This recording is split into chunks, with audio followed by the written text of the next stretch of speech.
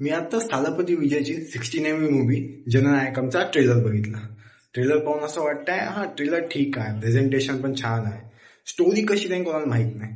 पण काही काही ट्रेलर मधली शॉट एकदम रिमेक टाईप वाटत आहे. काही काही जागी तर असं वाटत आहे थलायवाचा जेलर पिक्चर आहे ना त्याच्यामधले काही शॉट उचलले.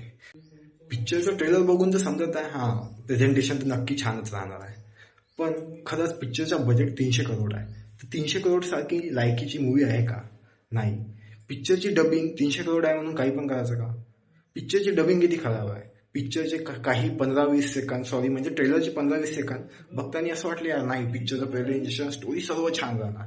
पण जेव्हा थालापतीचा ऑडिओ ऐकला, व्हॉइस ऐकला, तेव्हाच मूड खराब झाला. इतकी चांगली मूवी, थालापतची लास्ट मूवी, आणि खरं म्हणजे तर हिरोपेक्षा चांगली डबिंग साईड आर्टिस्टची आहे.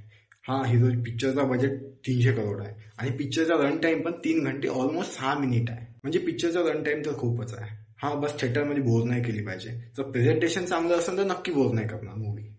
या पिक्चरची थालापतीची लास्ट मूवी आहे, नक्की हिटच होणार. मी हे नाही म्हणता फ्लॉप होणार, बस डबिंग थोडी चेंज करायला पाहिजे. बाकी काही विषय नाही, पिक्चर एकदम हिट आहे, हिट होणारच आहे, फ्लॉप बिलकुलच नाही होणार.